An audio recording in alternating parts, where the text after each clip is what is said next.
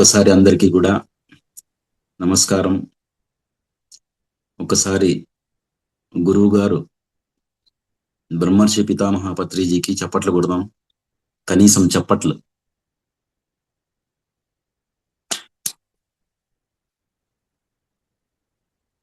Pyramid meditation centre.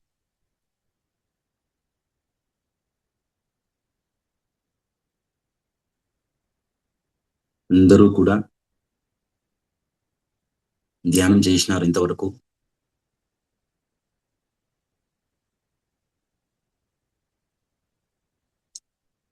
ఆధ్యాత్మిక ప్రయాణంలో మనమంతా ముందుకు పోతున్నాము.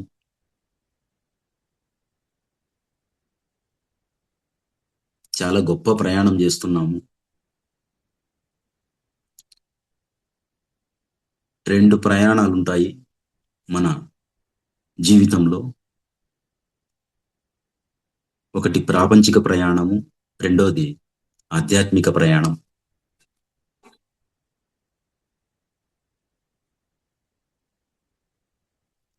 ప్రాపంచిక ప్రయాణానికి సమాంతరముగా ఆధ్యాత్మిక ప్రయాణం ఉన్నప్పుడు మన జీవితం అనేది సార్థకమవుతుంది అనేది మనకు గురువు గారి దగ్గర నుంచి తెలుసుకున్నాం.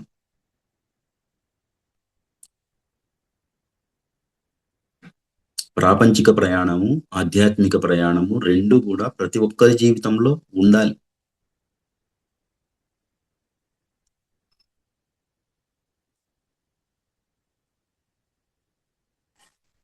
జన్మ జన్మలుగా మనకు ప్రాపంచిక ప్రయాణం బాగా తెలుసు. అందులో తెలుసో తెలియకో ఎన్నో ఒడిదుడుకులు ఎదుర్కొన్నాం. ఎన్నో కష్టాలు, నష్టాలు, బాధలు, దుఃఖాలు, వీటన్నింటినీ కూడా అనుభవించినాం ప్రాపంచిక ప్రయాణంలో.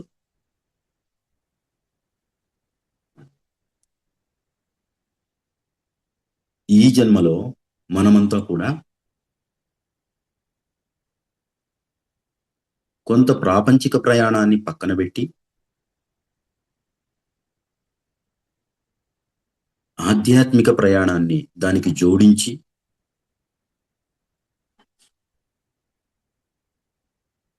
ఇంతకు ముందు జన్మల్లో గాని గతంలో గాని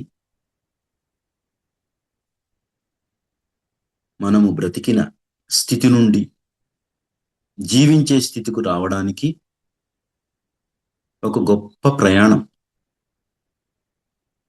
ఇంతకు ముందు మనమంతా కూడా విన్నాం గౌతమ బుద్ధుడి గురించి, రమణ మహర్షి గురించి, ఓషో రజనీష్ గురించి, ఎంతో మంది గురువుల గురించి విన్నాం. వాళ్ళందరూ కూడా ఆధ్యాత్మిక ప్రయాణం చేసి ఉన్నతమైన స్థితిలో ఉండిపోయినారు అని. ఆ విధమైన మార్గదర్శకత్వం అనేది మనకు లేకుండా పోయింది ఇన్ని జన్మలు కూడా. బహుశా మరి పత్రిజీని కలవడానికి మనకి ఇంత గ్యాప్ వచ్చిండొచ్చు. ఎవరైతే 2500 సంవత్సరాల కిందట గౌతమ బుద్ధుడిగా ఉండిపోయినారో వాళ్ళ దగ్గర మనం నేర్చుకున్న తరువాత మళ్ళీ 2500 సంవత్సరాలు మనకు గ్యాప్ వచ్చి ఇప్పుడు అదే గురువు చేత మనము ఆధ్యాత్మిక ప్రయాణానికి సంబంధించిన మార్గదర్శకత్వాన్ని పొంది ఆధ్యాత్మిక ప్రయాణంలో లోతులకు పొందే మార్గాన్ని తెలుసుకున్నాం మనమంతా కూడా. ఆ విధంగా నేను నా జన్మ 1969 జూలై 26. 2004 వరకు కూడా నాకు ఆధ్యాత్మికత అంటే ఏమో తెలియదు. 2004 వరకు. 2004లో కొంత పరిచయం కావడం జరిగింది ఇతర ఆధ్యాత్మిక సంస్థల ద్వారా. యోగా అంటే మామూలుగా మనం ఆసనాలు అంటుంటాం. ఆసనాలు, ప్రాణాయామము, తర్వాత సోహం ధ్యానము, ఇటువంటివి పరిచయం అయినాయి నాకు 2004లో. అయితే 2006 వరకు వాటి ద్వారా నాకు తృప్తి కలగలేదు. ఎందుకంటే అక్కడ ఉన్న జ్ఞానం నాకు తృప్తిని ఇవ్వలేదు. అప్పటికి జబ్బులతో కూడా బాధపడుతున్నా నేను. 2006 ఫిబ్రవరిలో ఒక హోమియోపతి డాక్టర్ దగ్గరికి వెళ్ళిన. ఆ హోమియోపతి డాక్టరు మెడిసిన్స్ ప్రిస్క్రైబ్ చేసినాడు చీటీలో. ఆ మెడిసిన్స్ ఉండే ప్రిస్క్రిప్షన్ తీసుకొని మెడిసిన్స్ ఇస్తారు కదా, అక్కడికి పోయినా. అక్కడ ఒక ఆయన ఇట్లా కళ్ళు మూసుకొని ఇట్లా ఉన్నాడు.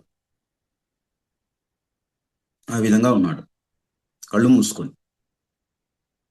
ఏంటి ఈయన నిద్రపోతున్నాడు ఈయన? ఈయనకేమన్నా బుద్ధుందా? మందులు ఇవ్వకుండా నిద్రపోతున్నాడే అనుకున్నా. కానీ నా అడుగుల చప్పుడు విని టక్కన లేచి మెడిసిన్స్ తో పాటు ఒక పాంప్లెట్ ఇచ్చినాడు ఆయన.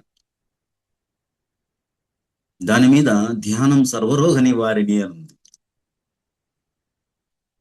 ఎక్కడ లేని బలం వచ్చింది నాకు ఆ వాక్యం చూస్తూనే ఎక్కడ లేని సంతోషం సగం బలం అంటారు కదా, ఆ బలం వచ్చింది నాకు. అంతవరకు ఈ జబ్బులు తగ్గుతాయా, ఇబ్బందులు పడతానేమో, ఈ టాబ్లెట్స్ పనిచేస్తాయా లేదా, ఈ టానిక్ పనిచేస్తుందా లేదా, ఇటువంటి అనుమానాలన్నీ ఉండే నేను ఆ ఒక్క వాక్యం చూసేటప్పటికి ఎగిరి గంతేసిన మనసులో. అడిగినాను, ధ్యానం సర్వరోగ నివారిణి అంటున్నారు, నిజమేనా అని అడిగిన. ఇది 2006 ఫిబ్రవరిలో జరిగింది. 13వ తేదీ, 11వ తేదీ. సార్, దగ్గరలో అమ్మవారి గుడి ఉంది. ఆ గుడిలో 40 రోజులు ధ్యానం పెడుతున్నాము. అక్కడికి రాండి, మీకు అన్ని విషయాలు చెబుతాము, అన్ని వివరాలు తెలియజేస్తాము. అక్కడే ధ్యానము అనేది కూడా ఉంటుంది, అక్కడే క్లాస్ కూడా ఉంటుంది అని చెప్పినారు వాళ్ళు.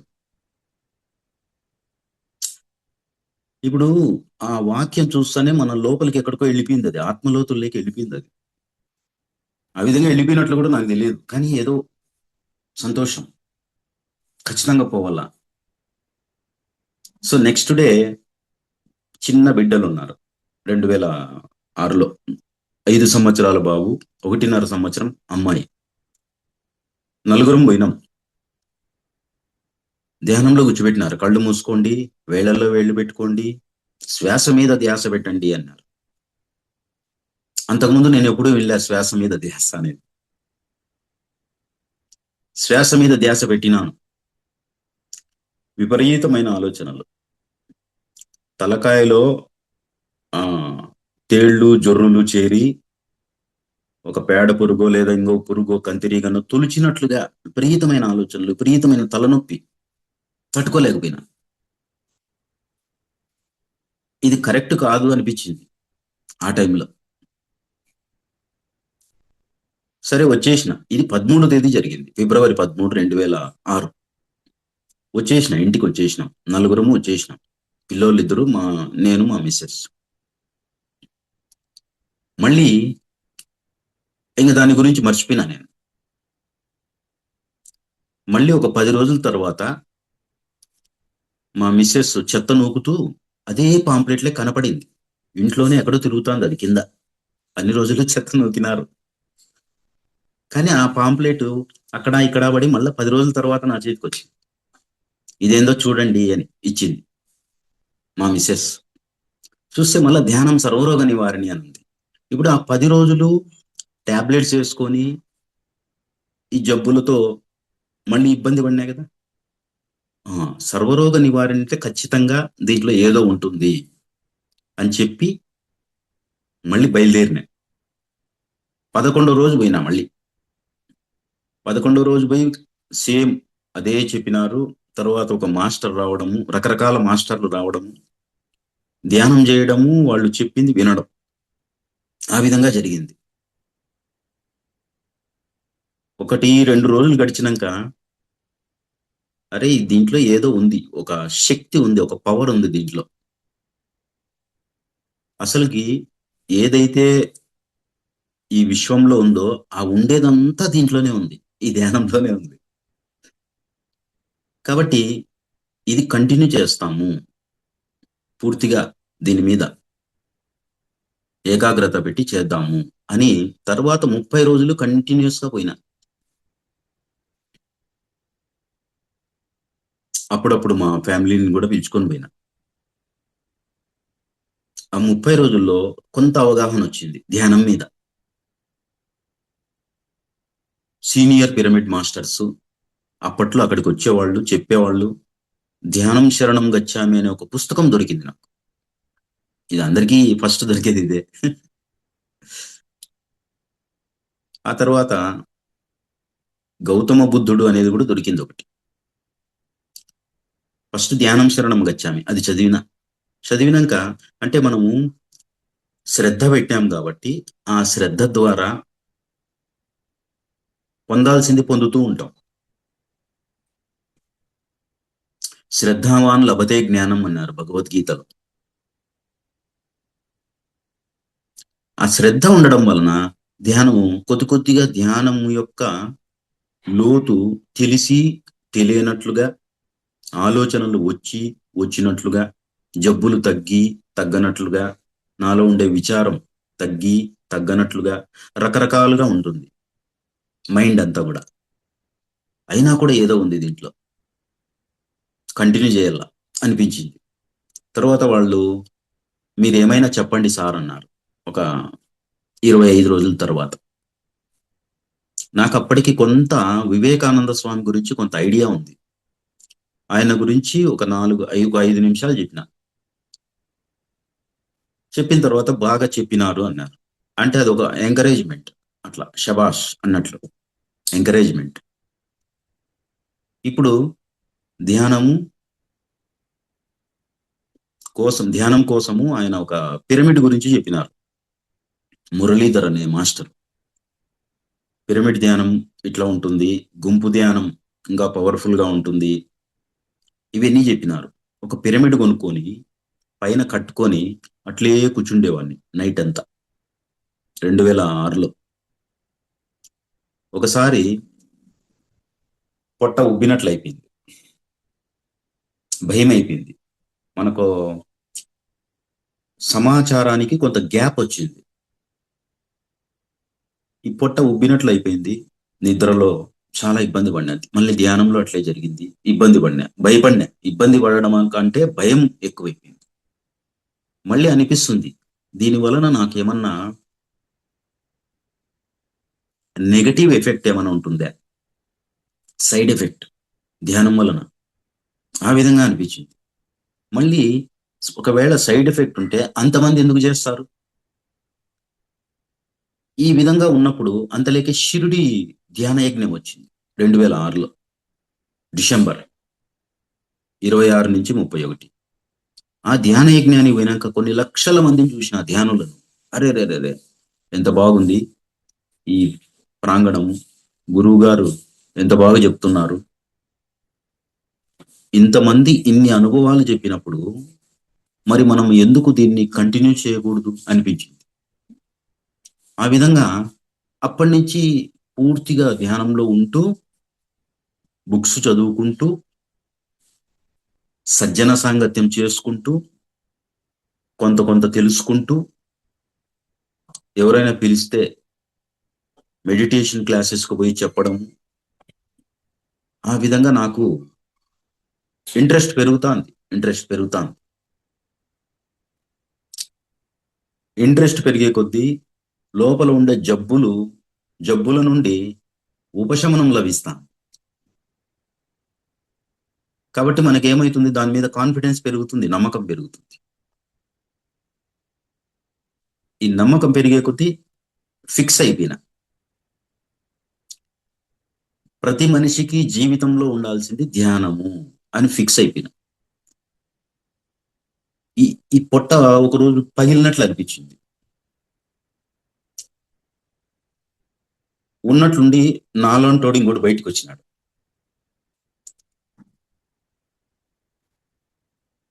నేనెవరిని, వాడేవాడు. నాకు తెలియదు. అప్పటికింకా ఏదో సూక్ష్మ శరీరము అనేది కొద్దిగా ఒక పదం విన్నే మర్చిపోయిన అప్పటికే. వీడెవడు? ఆ కళ్ళు తెరవలేదు నేను. కళ్ళు తెరవలేదు. అయితే ఎవరో బయట నా చుట్టూ ఎవరో ఉన్నారు. అయితే నా రూపమే ఉంది అక్కడ కూడా. కానీ భయపడినాను. కళ్ళు తెరిచేసిన. మళ్ళీ నెక్స్ట్ డే కూడా బాగా ధ్యానం చేసి ఒక 4 గంటలు నైట్ 5 గంటలు పోయి పడుకున్నా. నేను, కూతురు, నా భార్య, కొడుకు అట్లా. మళ్ళీ పడుకున్నప్పుడు మళ్ళీ పొట్ట ఉబ్బింది. మళ్ళీ బయటకు వచ్చింది సూక్ష్మ శరీరం. అట్లా పోయింది పైకి. పైకి పోయి అట్లా తిరిగింది. తిరిగినప్పుడు నలుగురు కనపడుతున్నారు. పడుకోండే నేను, మా కూతురు, మా మిస్సెస్, మా కొడుకు, చిన్నపిల్లలు వాళ్ళు కనపడుతున్నారు. అరే ఇదేదో చాలా గమ్మత్తుగా ఉంది, చాలా మాయగా ఉంది, వెరైటీగా ఉంది. ఎందుకంటే నా శరీరాన్ని చూస్తున్నా అక్కడ. చాలా అద్భుతంగా ఉంది ఇది. ఇక్కడ నేనెవరు? అక్కడేమో కనపడుతున్నాడు. పడుకోండేవాడు కనపడుతున్నాడు.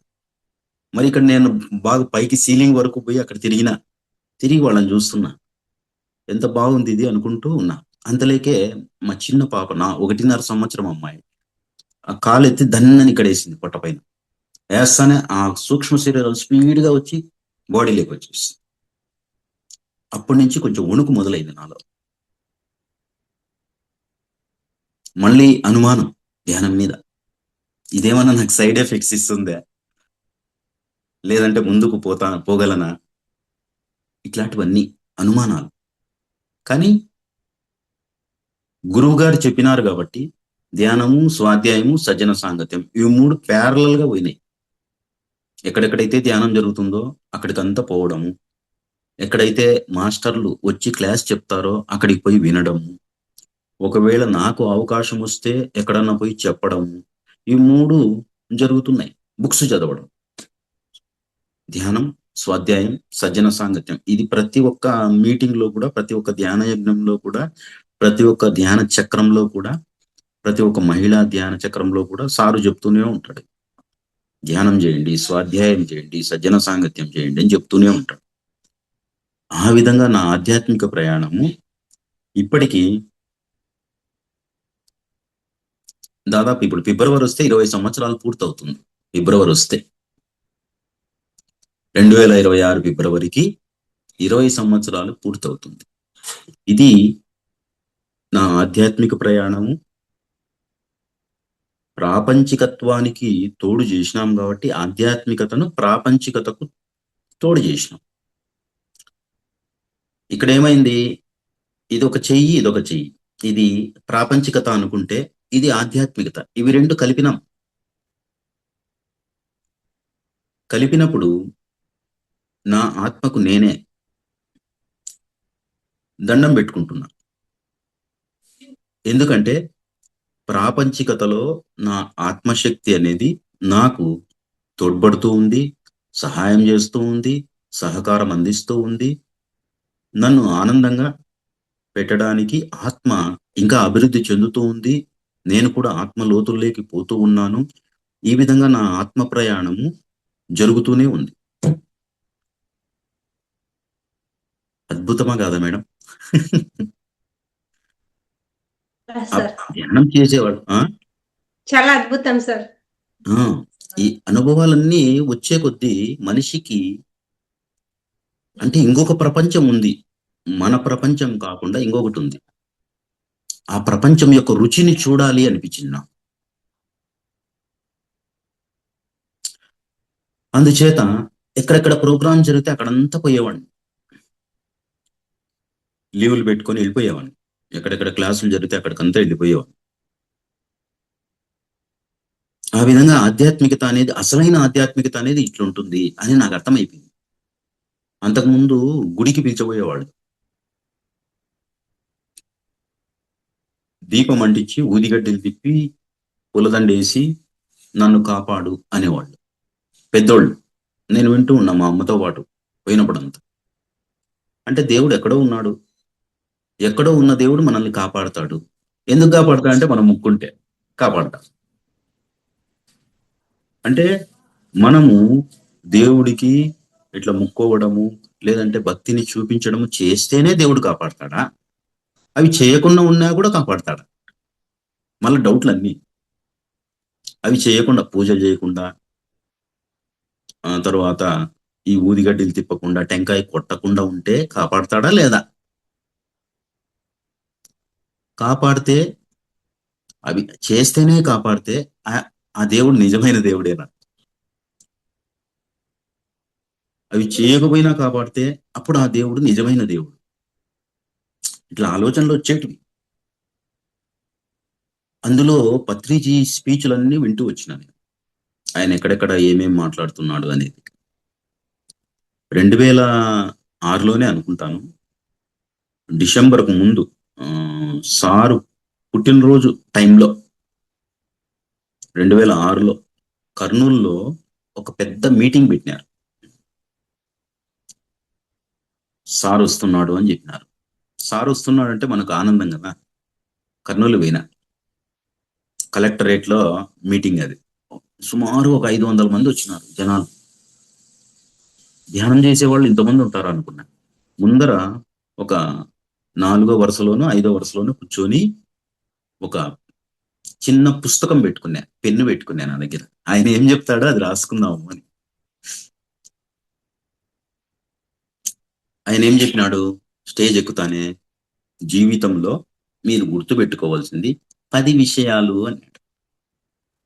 ఆ 10 ఏం చెప్తాడో పాయింట్లు అని పెన్ను పేపర్ మీద పెట్టినా. 1 ధ్యానం అన్నాడు. మళ్ళా 2 చెప్పేస్తున్నా అన్నాడు. 2 ధ్యానం అన్నాడు. 3 ఏందో తెలుసా? చెప్పేస్తున్నా అన్నాడు. 3 కూడా ధ్యానమే అన్నాడు. అర్థమైపోయింది ఇంకా.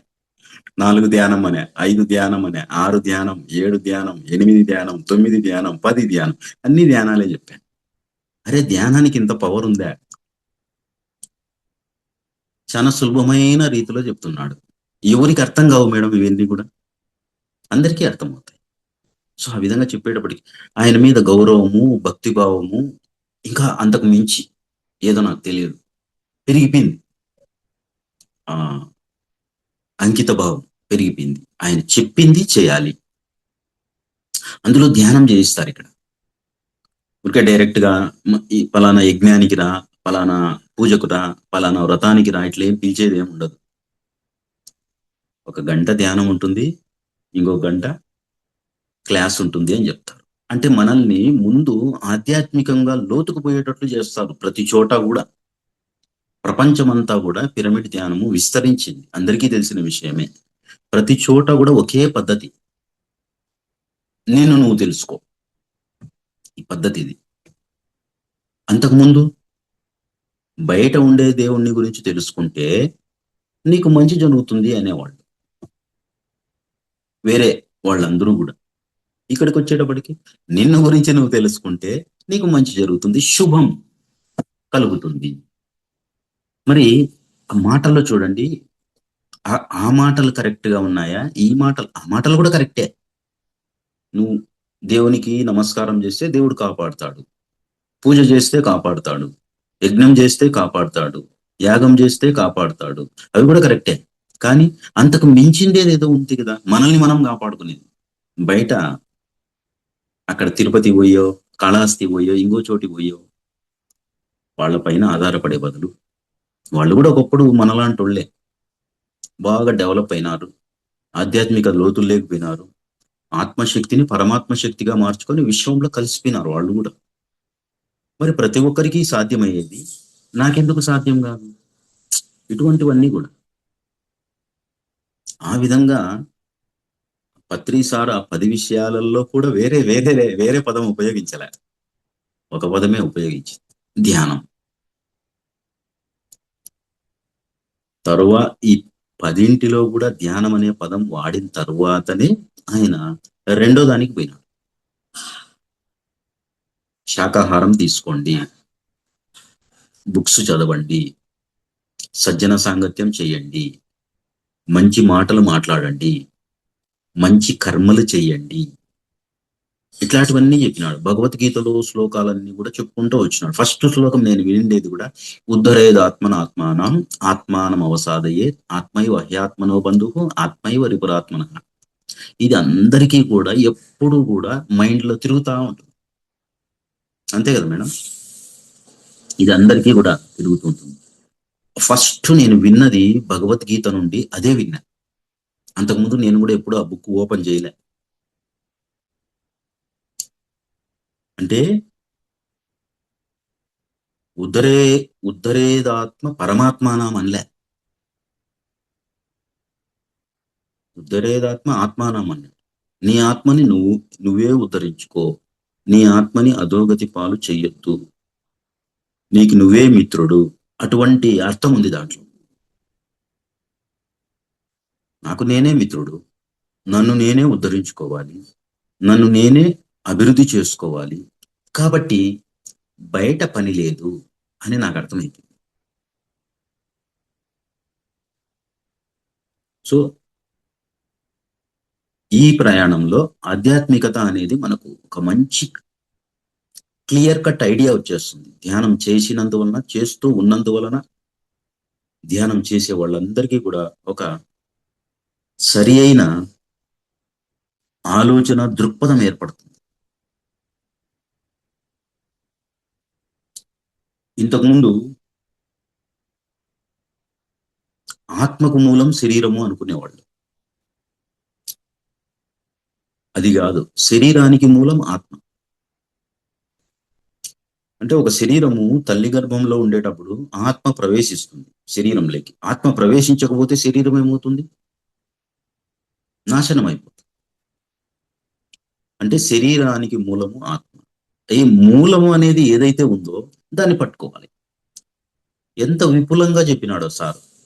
అరటిపండు ఒలిచి మనకు అట్లా పెడితే మనం తినడమే, ఇంకా వేరేది ఏం లేదు. తినకుండా ఉంటే అది కర్మ, ఎవరేం చేయలేరు కదా. తినకుండా ఉంటే కర్మ. ఆ విధంగా అరటిపండు ఒలిచి పెట్టినట్లుగా సార్ చెప్తూ ఉంటే ఆయన ఏం చెప్పినాడో అది చేసుకుంటూ వచ్చినాడు. ఆధ్యాత్మికత అంటే అధ్యయనము చేయడము. ఎవరిని గురించి అధ్యయనం చేస్తామంటే ఆత్మను గురించి అధ్యయనము చేస్తాము. ఆత్మ అంటే నేను శరీరంతో అన్ని కర్మలు చేస్తున్నాను, మాట్లాడుతున్నాను, నడుస్తున్నాను, పనులు చేస్తున్నాను అంటే దీంట్లో ఒక ఆత్మగా విరాజిల్లుతున్న ఒక శక్తి ఉంది. ఆ శక్తికి అట్లా చుట్టూ దుమ్ము అంటుకోండి, దుమ్ము అంటుకోండి. ఆత్మకు అంత దుమ్ము అంటుకోండి. జన్మ జన్మలుగా దుమ్ము పేరుకుపోయింది, అద్దం మీద పేరుకుపోయినట్లు. అద్దాన్ని మనము ఏం చేస్తాం? బట్ట తీసుకొని తుడుస్తాం, కొంచెం నీళ్లు జల్లి తుడుస్తాం. ఇక్కడ తుడవడానికి ఏముంది? ఇక్కడ ధ్యానమే ఉంది.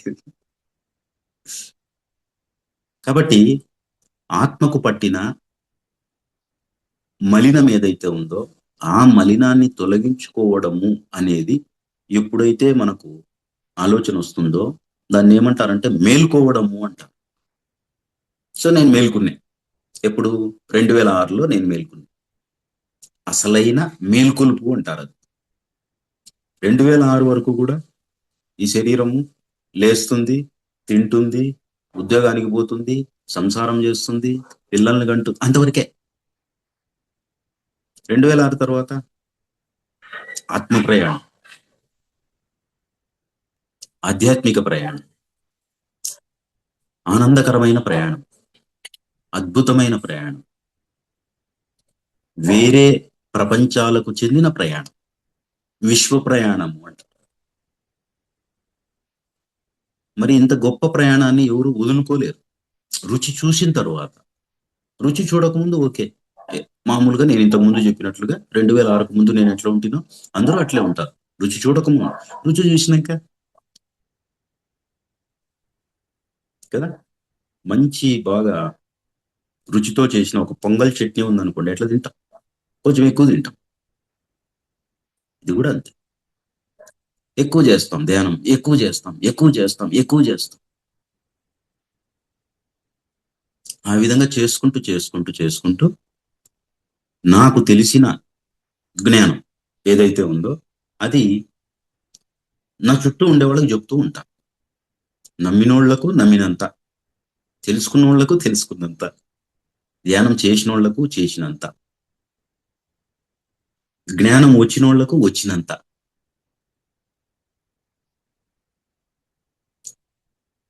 రిసీవరు అనేవాళ్ళు ఉంటే ఆ పక్క నుండి జ్ఞానం వస్తుంది. ఇక్కడ రిసీవర్ కరెక్ట్ గా ఉండాలి.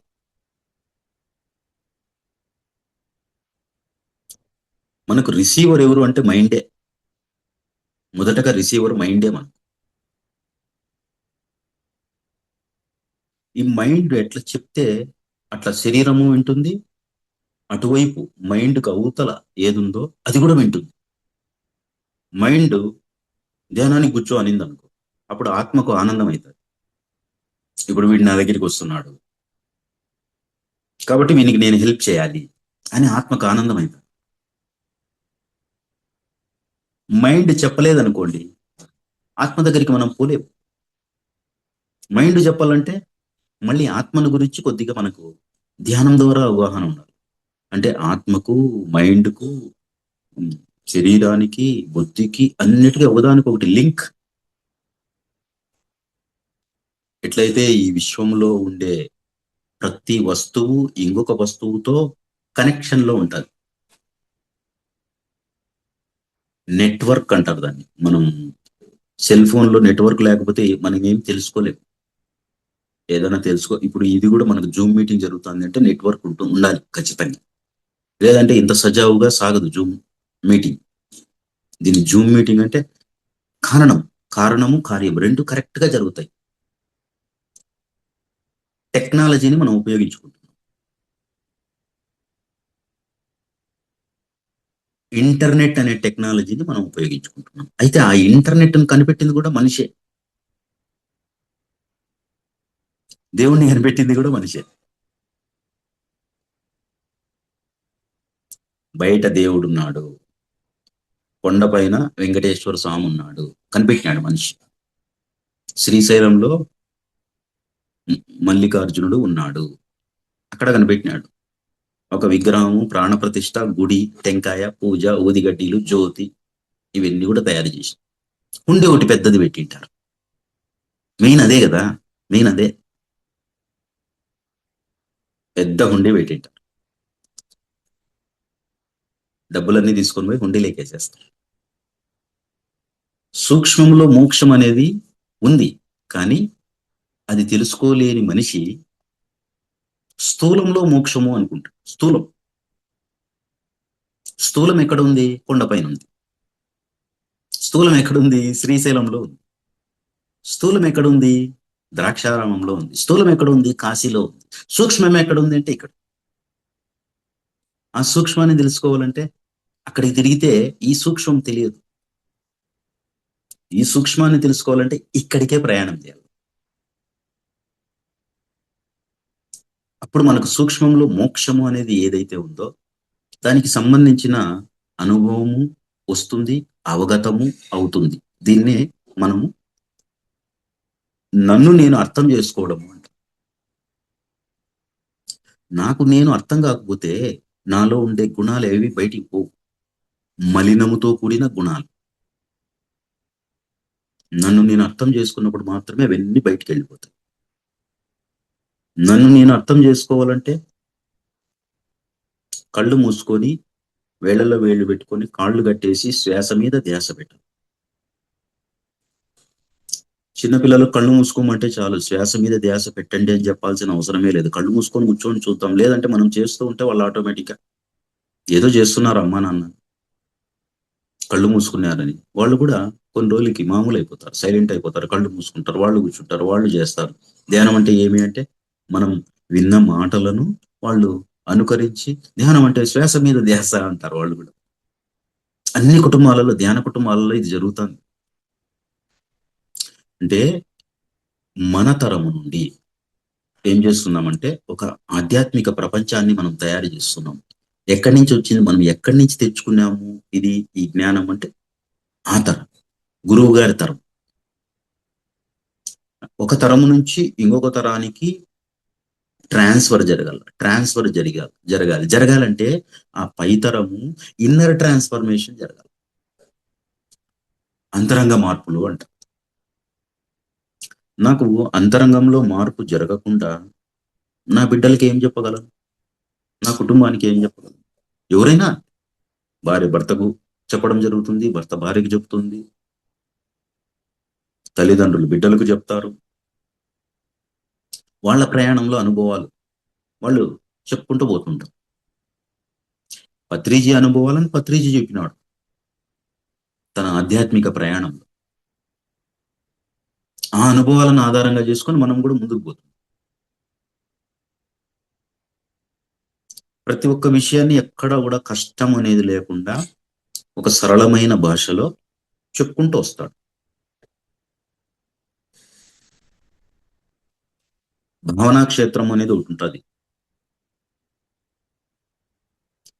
చేష్టా క్షేత్రము అంటారు. చేష్ట అంటే కర్మలు చేసే శరీరం. భావనా క్షేత్రం అనేది ఒకటి ఉంటుంది, ఆలోచించే మనసు. వాక్క్షేత్రం అనేది ఒకటి ఉంటుంది, మాట్లాడే బుద్ధి. ఈ మూడు కరెక్ట్గా ఉండాలి. చేష్టా క్షేత్రము ఒకటి, రెండోది భావనా క్షేత్రము,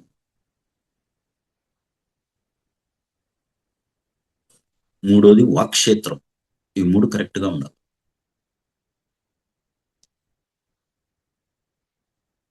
వాక్కు అనేది చాలా శుద్ధమైన వాక్కు బయటికి రావాలి.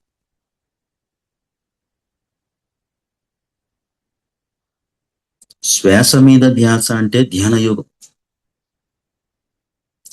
మాట మీద ధ్యాస అంటే బుద్ధి యోగం. మాట మీద ధ్యాస అనేది బుద్ధి యోగం.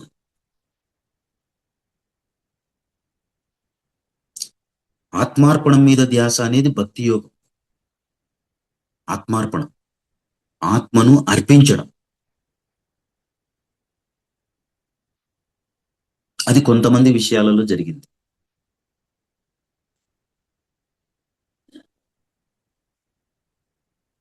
అదేవిధంగా శాస్త్రీయ దృక్పథం మీద ధ్యాస అనేది విజ్ఞాన యోగం. సత్యం మీద ధ్యాస అనేది జ్ఞాన యోగం. విజ్ఞానం అంటే మామూలుగా ప్రాపంచికంగా సైన్స్ అని చెప్తాం విజ్ఞానము అనేది. అందుకు శాస్త్రీయ దృక్పథము అంటే మనలో ఆ సైంటిఫిక్ మైండ్ ఉందనుకోండి, దాన్ని ఏమంటామంటే విజ్ఞాన యోగము అంటాం. సత్యం మీద ధ్యాసను జ్ఞాన యోగము అంటాం.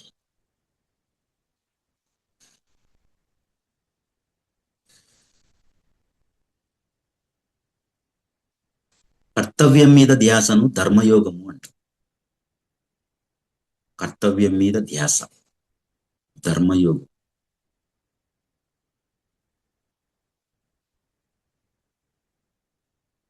గురువాక్యం మీద ధ్యాస అనేది శిష్య ధర్మయోగము అంటాం.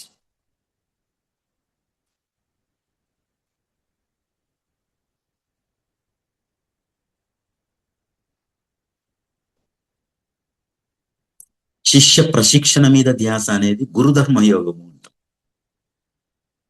శిష్య ప్రశిక్షణ, శిష్యునికి ఒక మంచి శిక్షణ ఇస్తాడు గురువు, అది గురుధర్మ యోగం.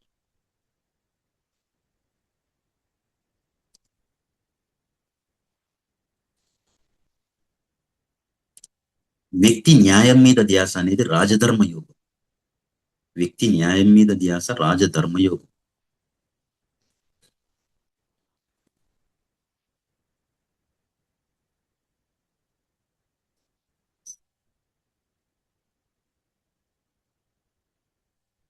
అహింస మీద ధ్యాస అనేది కరుణయోగము అంట. అహింస మీద ధ్యాస కరుణయోగం.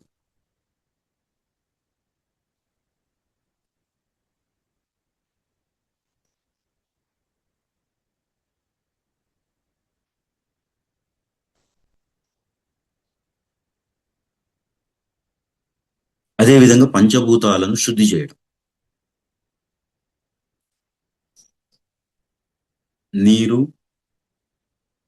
భూమి, ఆకాశము, వాయువు, అగ్ని. ఇవైదు.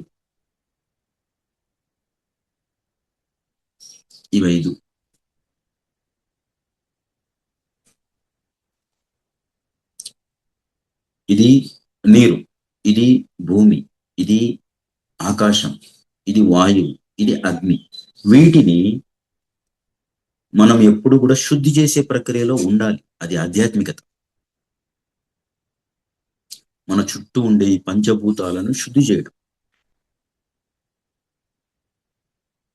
భూతదయ మీద ధ్యాస అంటారు దీన్ని. భూతదయ మీద ధ్యాస. భూతాలంటే పంచభూతాలు. భూతదయ మీద ధ్యాస.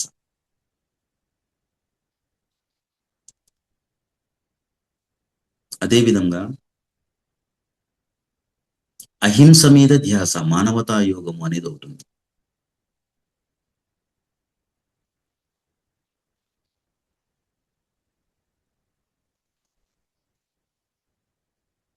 అహింస మీద ధ్యాస, మానవతా యోగము అనేది.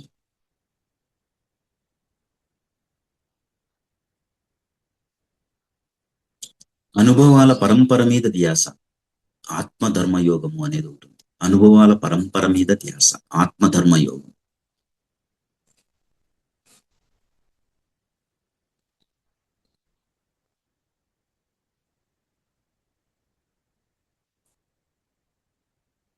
మిత్రత్వం మీద ధ్యాస, మైత్రేయ బుద్ధ యోగం.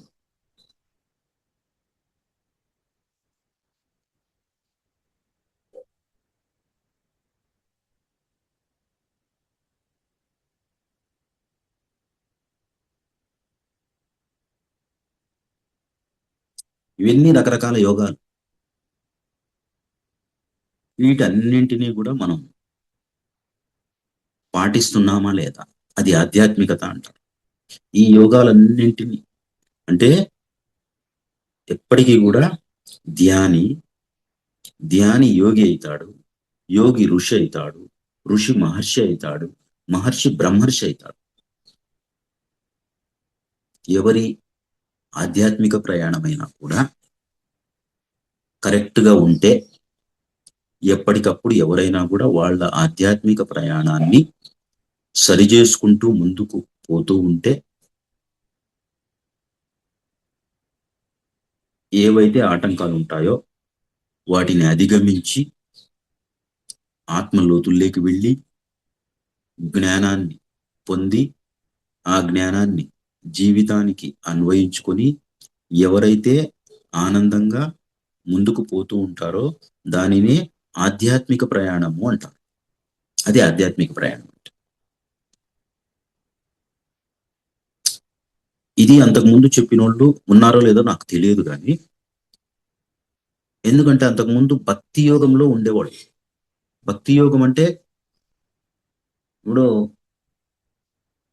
శ్రీరామదాసు అంటే ఒక భక్తుడు, అన్నమయ్య అంటే ఒక భక్తుడు, మీరాబాయి అంటే ఒక భక్తురాలు, తరిగొండ వెంగమాంబ అంటే ఒక భక్తురాలు. వీళ్ళు భక్తురాళ్ళు మాత్రమే. అయితే ఈ భక్తి ఎట్లా ఉంటుందంటే అన్ని వదిలేసి ఆ భక్తిలో లీనమైపోయి లాస్ట్కు వాళ్ళు భగవంతునిలో కలిసిపోయినారు అనేది మనం చదువుతూ ఉంటాము, సినిమాలలో చూస్తూ ఉంటాం. భగవంతుని విగ్రహంలోకి వెళ్ళిపోతారు వాళ్ళు లాస్ట్కి. వీరాబాయి గాని, తరిగొండ వెంగమాంబ గాని,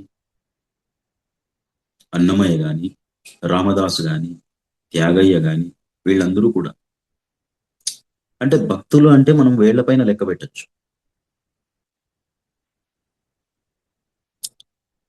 ఇప్పుడుండే భక్తులంతా కోరికల భక్తులు. వాళ్ళు పూర్తిగా భక్తిలో లీనమైపోయి భగవంతునిలో లీనం కావాలని ఒక కోరిక పెట్టుకున్నారు. దానికి మోక్షము అని పేరు పెట్టినాం. ఇప్పుడుండే వాళ్ళని అది కాదు. ఇప్పుడుండే వాళ్ళందరూ కూడా కోరికల భక్తులు. ఉండిలో 1,00,000 రూపాయలు వేస్తా, నాకేమిస్తావు? ఆ మనసులో మాట బయటికి చెప్పడు, వేస్తాడు, కోరుకుంటాడు, అంతే, అయిపోయి. సాధన ఏమన్నా చేస్తా అంటే ఏం సాధన ఉండదు. సాధన అనేది అంతము లేనిది.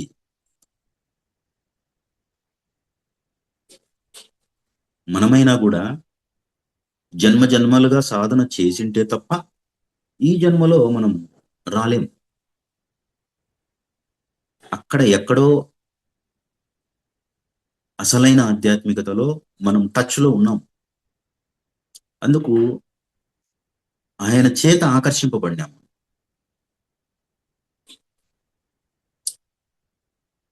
పిరమిడ్ ధ్యానంలోకి వచ్చినాకనే నాకు మహావతార్ బాబాజీ గురించి కూడా తెలిసింది. అంతకుముందు తెలియదు మహావతార్ బాబాజీ గురించి. ఈ ధ్యానంలోకి వచ్చినాకనే ఎవరైతే మహానుభావులు ఉన్నారో, మహాత్ములు, మహనీయులు, మహాపురుషులు, మహితాత్ములు, సిద్ధులు, బుద్ధులు, యోగులు, యోగీశ్వరులు, ఋషులు, మహర్షులు, బ్రహ్మర్షులు, వీళ్ళందరి గురించి ఎప్పుడు తెలిసిందంటే నాకు పిరమిడ్ ధ్యానంలోకి వచ్చినాక తెలిసింది. ఇంతమంది ఉన్నారా? ఒక ఆంధ్రప్రదేశ్లోనే 500 మంది ఉన్నారు యోగులు. రకరకాల పేర్లు, రకరకాల శరీరాలు, రకరకాల ప్రదేశాలు, రకరకాల బోధనలు. అయితే అక్కడ లోకల్ గా మాత్రం వాళ్ళ ఒక సమాధి ఏర్పాటు చేసి వాళ్ళ విగ్రహాన్ని పెట్టి పూజించడం మొదలుపెట్టారు జనాలు. టెంకాయ కొట్టేది, పూజ చేసేది, ఆరాధనోత్సవాలను వాటికి పేరు పెడతారు. భగవాన్ వెంకయ్య నాయుడు ఆరాధనోత్సవాలు, బ్రహ్మంగారి ఆరాధనోత్సవాలు, ఇట్లా ఎంత ఆరాధించినా నన్ను నేను ఆరాధించకపోతే వేస్ట్. బయట ఉండే ఆరాధన బంధమవుతుంది, లోపల ఉండే ఆరాధన ఆత్మబంధం అవుతుంది. ఆ బంధము డేంజరస్. బయటి బంధము ఎప్పటికీ డేంజరస్, తాత్కాలికం. ఈ లోపలి బంధము హ్యాపీ, శాశ్వతం. శాశ్వతత్వం కావాలా, తాత్కాలిక విషయం కావాలా అనేది మనం ఏదైనా సెలెక్ట్ చేసుకోవచ్చు. అది కూడా చెప్పినాడు. మీకు ఇండిపెండెన్స్, స్వతంత్రం ఉంది అన్నాడు సార్.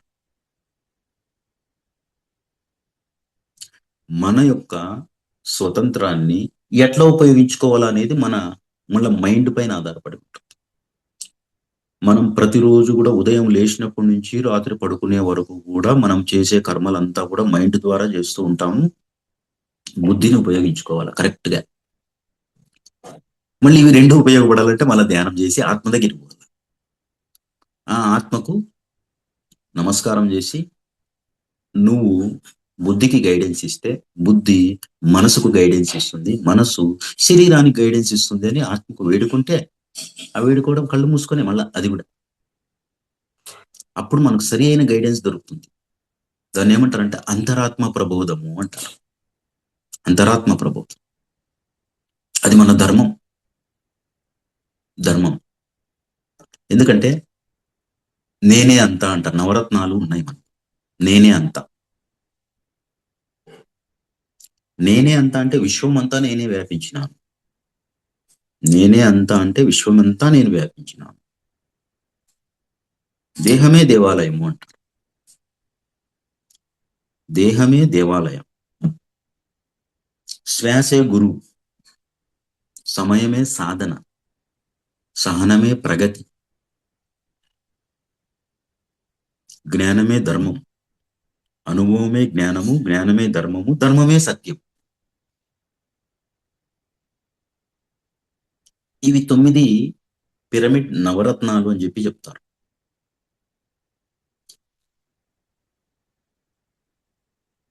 వీటిని మనము ఆచరిస్తున్నామా లేదా? సమయమే సాధన, ఆ సహనం మనలో అలవడిందా లేదా? సహనమే ప్రగతి, అలవరుచుకున్నామా లేదా? శ్వాస మీద ధ్యాస పెడుతున్నామా? మనమే అంతా అనేది ఎరుకలో పెట్టుకున్నామా లేదా? ఎప్పటికప్పుడు మనం మేల్కొంటున్నామా లేదా?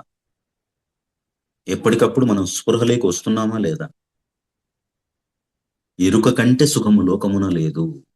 ఎరుక కంటే సుఖము లోకమున లేదు, ఎరుక నెరుగకెవనికి ఎరుక లేదే, ఎరుకకెరుకే తత్వము, ఎరుకకెరుకే సాటి, ఎరుకకెరుకే తత్వము, ఎరుకకెరుకే సాటి, విశ్వదాభిరామ వినురవేమ. ఇది ఒక పద్యం, వేమన పద్యం. ఎరుక కన్నా సుఖము లోకమున లేదు. దాన్ని కాన్షియస్నెస్ అన్నాం మనం. పిరమిడ్ లో ఇట్లా ఉంటుంది ట్రయాంగిల్. ఎనర్జీ, విజ్డము, కాన్షియస్నెస్ అని 3 పదాలు రాసింటారు. ఎనర్జీ అంటే శక్తి, విజ్డమ్ అంటే జ్ఞానం, కాన్షియస్నెస్ అంటే ఎరుక. అవి 3 మనలోనే ఉండాలి, 3 కలవాలి. అందుకు ఆధ్యాత్మిక ప్రయాణము అన్నారు. ఆధ్యాత్మిక ప్రయాణములో ప్రాపంచిక ప్రయాణం కలిసిపోతుంది ఎప్పటికీ కూడా. అదేవిధంగా ప్రాపంచిక ప్రయాణంతో పాటు ఆధ్యాత్మిక ప్రయాణము కలిసిపోతుంది. ఇవి 2 కలిసి జోడు గుర్రాల మాదిరిగా అలా హాయిగా అట్లా పోతూ ఉంటాయి. బాగా నీటి ప్రవాహం స్పీడ్గా పోతుంది అనుకోండి, మనకు ఈత వచ్చు బాగా, కానీ ఈత ఆడే పనిలే, నీళ్ళలో దుంకితే నీళ్లతో పాటు హాయిగా పోతూ ఉంటాం. మనకి ఇష్టం వచ్చినప్పుడు పక్కకి రావచ్చు, హాయిగా పోతూ ఉంటాం. ఇది కూడా అంతే.